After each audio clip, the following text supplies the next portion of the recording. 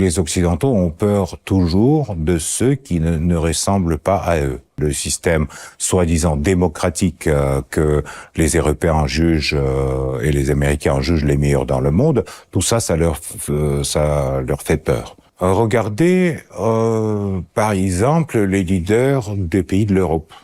C'est des personnages avec la sexualité perturbée, donc un peu traumatisés par leur relation avec la société, qui dirigent les pays et qui sont en tête de gouvernement, qui travaillent comme des ministres, etc.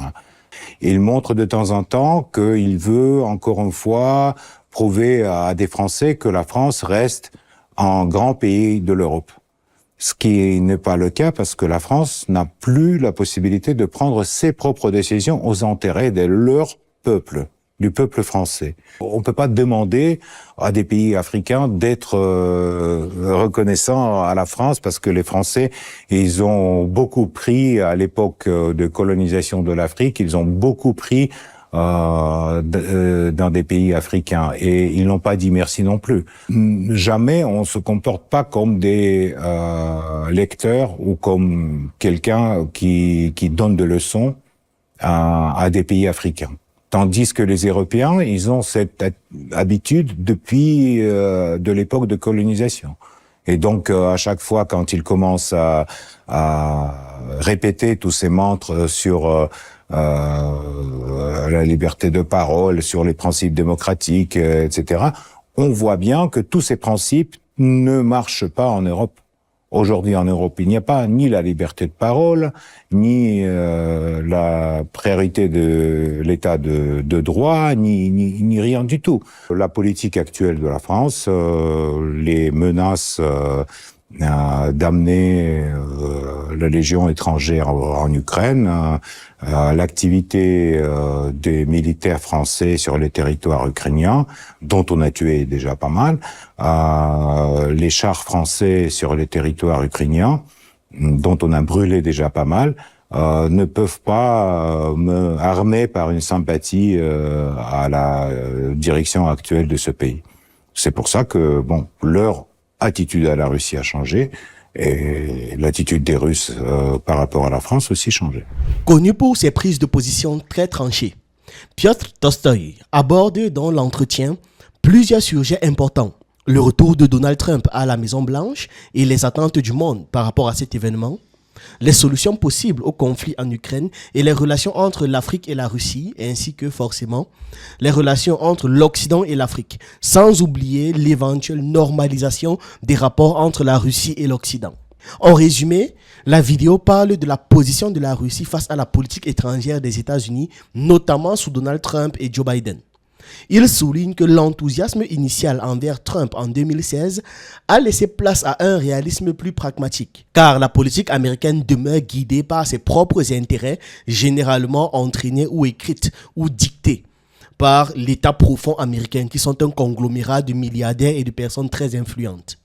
Bien que Trump veuille négocier en tant qu'homme d'affaires, la Russie exige une sécurité équitable, c'est-à-dire pour tout le monde, pas seulement une sécurité pour les uns et des guerres pour les autres. Concernant le conflit en Ukraine, Moscou juge irréaliste la promesse de Trump de résoudre cela en 24 heures.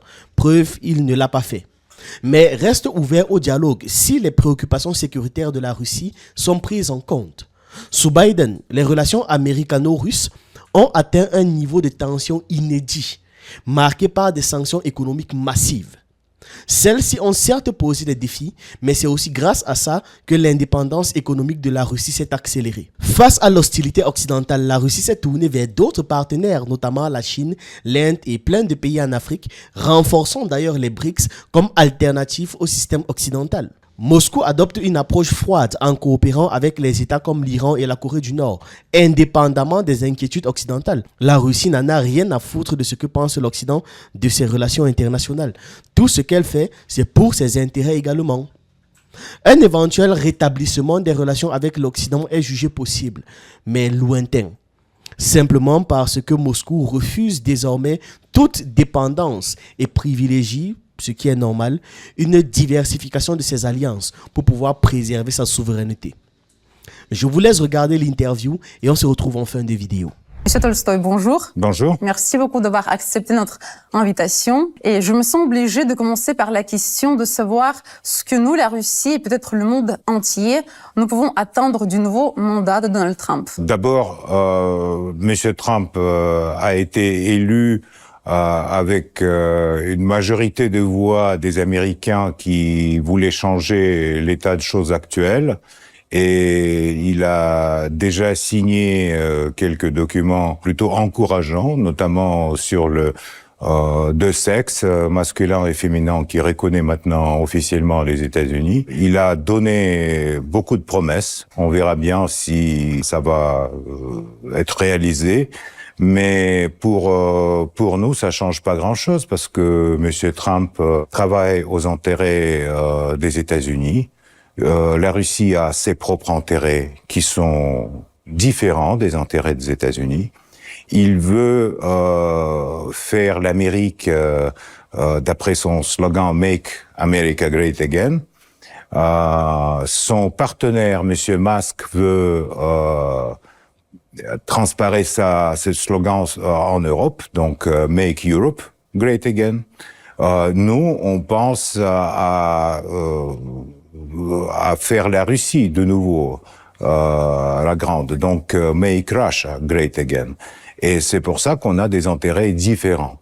Monsieur Trump, il a la logique d'un businessman, donc la logique de ce qu'on appelle en anglais le deal, utilise tout le poids militaire, économique, politique des États-Unis pour attraper les deals dans tous les sens, notamment dans la géopolitique. Je ne sais pas si ça va marcher partout.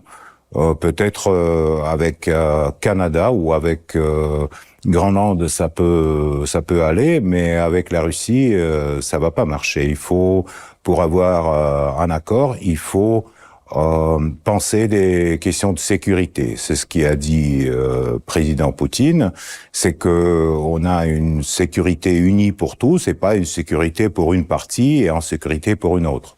Donc, on verra bien qu'est-ce que ça va donner. On attend les entretiens entre les deux présidents de superpuissance, mais à mon avis, il faut pas avoir l'illusion, et donc il faut toujours penser aux intérêts de notre pays et pas des intérêts des États-Unis. Voilà, donc en 2016, après la première victoire de Donald Trump, cette nouvelle a provoqué des applaudissements à la Douma. En 2024, ce n'était plus le cas. Pourquoi nous avons perdu cet enthousiasme? Nous sommes devenus plus réalistes? À mon avis, on est devenu plus réaliste, et les applaudissements, c'était après une intervention d'un député qui a dit je vous félicite, et donc les députés l'ont soutenu par les applaudissements, mais à mon avis, c'était une réaction un peu spontanée, pas quelque chose qui a été calculé. On n'a pas d'illusion sur la politique des États-Unis, sur les intérêts des élites des États-Unis et sur la future politique de Trump. Mais on peut trouver, d'abord on peut renouveler le dialogue, parce que quand même l'absence de dialogue entre les deux superpuissances mondiales, c'est quelque chose qui fragilise le monde. Et donc on peut renouveler le dialogue, et dans ce dialogue on peut trouver des compromis, mais pas avec les méthodes de pression qui souvent utilisent Monsieur Trump dans les négociations avec des autres pays. Trump et l'Ukraine. Donc, lors de sa campagne présidentielle, il a beaucoup parlé que je vais régler le conflit ukrainien en 24 heures. Ça fait déjà 24 heures presque qu'il est à la Maison-Blanche. C'était juste un slogan ou il est vraiment capable de mettre fin à ce conflit, d'après vous? Vous savez, les politiciens américains, et souvent ils simplifient les choses pour ses électeurs. Donc, lors de la campagne électorale, il a dit oui, je vais régler le conflit en Ukraine à une journée. Hier, quand il a signé ses premiers décrets, les journalistes l'ont demandé est-ce que vous êtes prêt à régler? Il a dit, il me reste encore demi-journée, donc peut-être ça prendra des mois, peut-être ça prendra des années, on ne sait pas. Pour nous, ce qui est important dans cette situation, c'est que les buts de l'opération spéciale militaire seront atteints. C'est pas que la Russie veut manger un morceau de la territoire ukrainienne. On veut pas avoir l'Ukraine pro-nazie et on ne va pas avoir l'Ukraine militarisée avec les bases de l'OTAN sur son territoire. Donc, si ces choses-là, on peut régler, on peut discuter, à mon avis, c'est possible de petit à petit trouver un compromis. Le dialogue, c'est bien. De toutes les façons, avoir un dialogue direct entre les leaders des pays, c'est bien. Et pour les États-Unis et pour la Russie. C'est mauvais pour l'Europe. Parce que l'Europe est allée tellement loin dans son soutien à l'Ukraine, et tellement loin dans sa russophobie, que maintenant, pour revenir, il faudra, je sais pas, des années. Et tous les leaders européens qui ont déclaré toutes ces déclarations des derniers 3 ans, ils doivent maintenant les manger de nouveau. Et comment ils vont faire ça si la politique des États-Unis va changer, ça c'est intéressant à regarder. On verra bien. On verra bien. Cela fait presque 3 ans que la Russie est le pays le plus sanctionné au monde, donc après le début de l'opération militaire spéciale.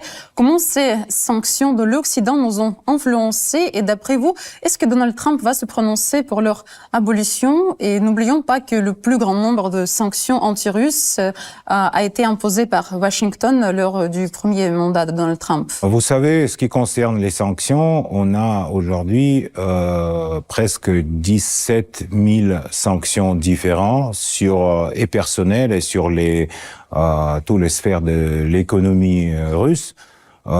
Et donc, d'une part, ça apporte beaucoup de difficultés pour le pays. Ça apporte des difficultés pour les gens, pour la vie quotidienne. D'autre part, ça stimule de développer nos propres industries à l'intérieur de la Russie. Et ce processus, il a commencé au début de l'opération spéciale. Il continue et à mon avis, pour le futur de la Russie, être plus autonome, moins dépendant de l'Occident, ça serait bien, plutôt.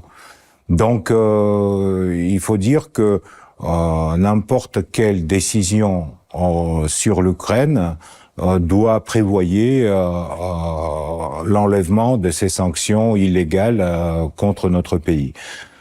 D'autre part, on sait que les sanctions votées au Congrès des États-Unis peuvent durer des décennies, comme ça a été avec le fameux loi de Jackson-Vane qui a duré 40 ans ou 50 ans.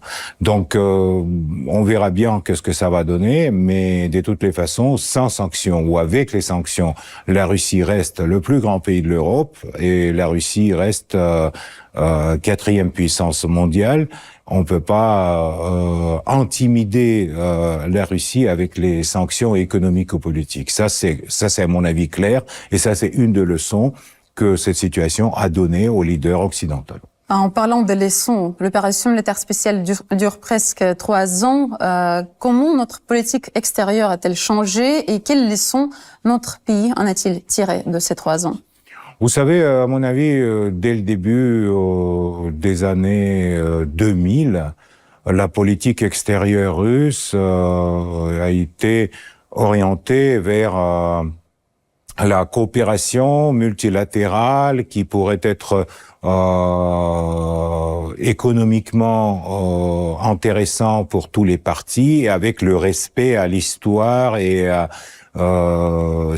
spécialité de tel et tel pays. Donc on n'était pas concentré que sur l'Europe ou que sur les États-Unis. Et avec les sanctions et avec la confrontation avec l'Occident, on a eu plus de temps et plus de possibilités de développer la coopération avec la Chine, avec l'Inde, avec les pays de l'Afrique, etc. Donc j'espère que ça va diversifier, si vous voulez, notre politique extérieure à long terme. Parce que, par exemple, le travail de BRICS, qui aujourd'hui rejoint encore une vingtaine de pays, ça donne la base pour la coopération économique intéressante pour tous ce pays, sans donner des leçons les uns à l'autre, mais en développant le dialogue respectif pour tous. Voilà, vous avez mentionné les BRICS. La Russie également développe sa coopération avec l'Inde, la Chine et d'autres grands pays du Sud. Comment est-ce que ça peut influencer la politique mondiale, notre coopération? Vous savez, la politique mondiale, c'est difficile de dire parce que on voit que les marchés européens ont été beaucoup affaiblis par la rupture de la coopération avec la Russie. On voit la hausse de prix de l'énergie partout et la hausse de taux de chômage, etc. Donc, les conséquences pour l'Europe de cette rupture sont assez sensibles et assez aujourd'hui évidentes. Ce qui concerne le développement de nos relations avec le Sud, avec les pays de l'Afrique par exemple, à mon avis, on a ici le grand champ pour travailler parce que vraiment il y a des projets très très intéressants avec la Chine notamment, et donc on verra bien qu'est-ce que ça va donner dans 10 ans. Ça, c'est pas des projets qui seront réalisés dans 1 an ou dans 2 ans, mais dans 10 ans, on verra, j'espère, l'économie russe diversifiée sur les différents marchés internationaux. Est-ce que la coopération entre la Russie, par exemple la Corée du Nord et l'Iran, voilà, le président iranien s'est récemment rendu en Russie, cela fait peur aux pays occidentaux? Mais les Occidentaux ont peur toujours de ceux qui ne ressemblent pas à eux. Donc tout ce système existant en Corée du Nord qui est orienté sur l'autonomie nationale, ou le système existant en Iran qui est orienté à leur leader, à des ayatollahs, tout ce qui ne ressemble pas le système soi-disant démocratique que les Européens jugent et les Américains jugent les meilleurs dans le monde, tout ça, ça leur fait peur. Ça c'est leur, si vous voulez, point faible, à mon avis, dans la politique internationale. Ils n'arrivent pas à avoir un dialogue normal. Regardez par exemple les efforts de Trump quand il a voulu avoir un accord, un deal avec la Corée du Nord. Ça, finalement, ça n'a pas marché. Donc, il faut être patient, tranquille et respecter les systèmes qui existent dans des pays différents. Et à mon avis, aujourd'hui, la Russie mène la politique comme ça. En revenant aux relations entre la Russie et l'Occident, donc ces dernières années, nos relations ont beaucoup changé. À votre avis, faut-il essayer de les rétablir ou il faut aller de l'avant pour construire des relations plus saines avec de nouveaux partenaires? Pour rétablir les relations qu'on avait avec l'Europe et les États-Unis avant l'opération spéciale en Ukraine, il faudra beaucoup de travail, beaucoup d'efforts. Et c'est pas que un effort des Russes, mais c'est aussi un effort des Américains et des Européens. Ça dépend d'eux. Et donc, s'ils sont prêts à rétablir ces relations, je trouve que dans des années, on peut le faire. Mais évidemment, ils seront plus saines parce que jusqu'à présent, ils ne comptaient pas avec des intérêts de la Russie comme le plus grand pays de l'Europe, et des intérêts de notre sécurité avec l'élargissement de l'OTAN. Il y a plein de points sur lesquels les Européens et les Américains, ils ont ignoré la Russie. Aujourd'hui, ils comprennent qu'on ne peut pas ignorer la Russie, que pas tout dépend des chiffres de PNB et que l'économie de la Russie est assez stable et continue à grandir malgré toutes les sanctions. Donc, à mon avis, peut-être on aura la chance d'avoir les relations plus saines. C'est vrai que j'espère bien ça. Donc, c'est possible de les rétablir? C'est possible de le rétablir sur la base plus juste, plus équitable, ouais. Après la grande conférence de presse que Vladimir Poutine a donnée à la fin de l'année 2024, vous avez dit la chose suivante, je vais citer, « Nous vivons une époque difficile et notre président porte un énorme fardeau étant donné l'infantilisme d'un grand nombre de dirigeants dans le monde. » De qui est-ce que vous avez parlé et en quoi consiste leur infantilisme? Regardez, par exemple, les leaders des pays de l'Europe. À mon avis, c'est des gens qui ne représente pas telle énergie, telle personnalité qu'on a vu dans l'histoire, même dans l'histoire du XXe siècle, quand on a vu De Gaulle, quand on a vu Churchill, quand on a vu d'autres leaders, Helmut Kohl, etc. Aujourd'hui, même la dimension de la personnalité, et souvent c'est des personnages avec la sexualité perturbée, donc un peu traumatisés par leur relation avec la société, qui dirigent les pays et qui sont en tête de gouvernement, qui travaillent comme des ministres, etc. C'est une autre génération.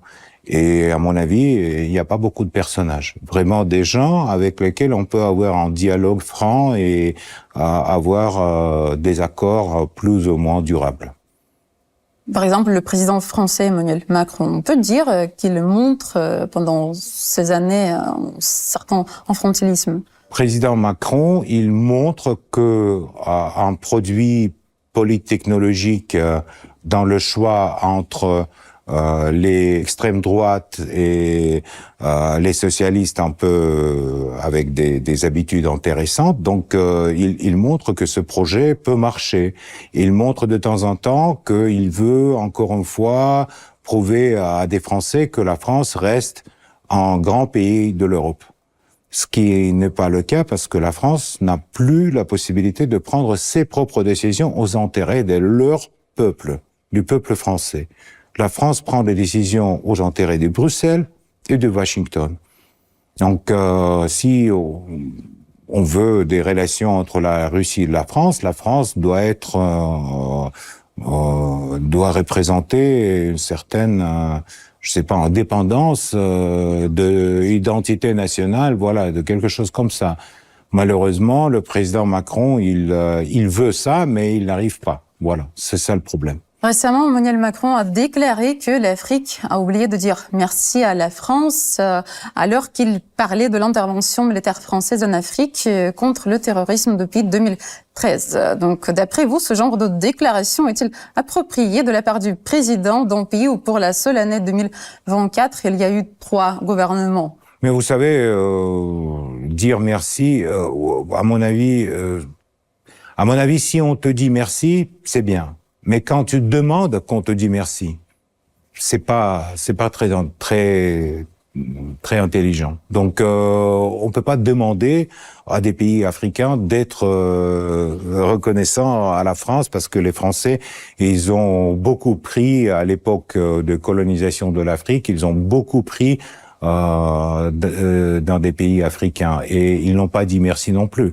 Voilà, donc on verra bien. On voit que Macron a totalement raté le dossier africain. Les troupes françaises ont quitté le nombre de pays africains et donc aujourd'hui ils sont orientés à des autres alliés. C'est pas le succès de Monsieur Macron, comme d'ailleurs les changements du gouvernement. Dans le dialogue avec des Africains. Nous, jamais on se comporte pas comme des lecteurs ou comme quelqu'un qui donne des leçons à des pays africains.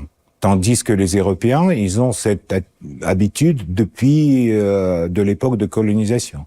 Et donc, à chaque fois, quand ils commencent à répéter tous ces mantras sur la liberté de parole, sur les principes démocratiques, etc., on voit bien que tous ces principes ne marchent pas en Europe. Aujourd'hui, en Europe, il n'y a pas ni la liberté de parole, ni la priorité de l'état de droit, ni rien du tout. Donc c'est pour ça que on a plus de confiance. En plus, on a l'histoire de coopération avec l'Afrique. À l'époque de l'Union soviétique, les Russes ont beaucoup construit en Afrique et ils ont beaucoup fait pour certains pays africains. Ça s'oublie pas. Ça reste dans la mémoire des générations. Et à mon avis, c'est bien, c'est un atout pour le développement de la coopération, future coopération avec la Russie pour les pays africains. La politique actuelle de la France, les menaces d'amener la Légion étrangère en Ukraine, l'activité des militaires français sur les territoires ukrainiens, dont on a tué déjà pas mal, les chars français sur les territoires ukrainiens, dont on a brûlé déjà pas mal, ne peuvent pas me armer par une sympathie à la direction actuelle de ce pays. C'est pour ça que, bon, leur attitude à la Russie a changé et l'attitude des Russes par rapport à la France aussi changé. Voilà, en résumé, la Russie adopte une posture pragmatique face aux évolutions géopolitiques du monde. D'un point de vue stratégique, l'hostilité occidentale a poussé Moscou à renforcer ses alliances avec d'autres puissances émergentes, rendant un retour aux relations d'autrefois peu probable. En plus, il a souligné le fait que la Russie respecte la souveraineté de ses partenaires, ce qui fait de lui un allié de choix. Elle ne cherche pas la confrontation, mais elle ne reviendra pas en arrière non plus. Le monde évolue vers un nouvel équilibre, et la question est simple. Est-ce que les Occidentaux vont accepter cette nouvelle réalité? Parce qu'ils n'auront pas d'autre choix que de vivre dans ça. Mais ils peuvent nier les réalités, comme ils ont eu l'habitude de faire, ou alors les accepter et s'adapter. Et vous, qu'est-ce que vous pensez de cette dynamique géopolitique? Est-ce que Trump va pouvoir vraiment changer les choses? Dites-le moi en commentaire, j'attends vos avis et votre analyse et on se retrouve dans une prochaine vidéo.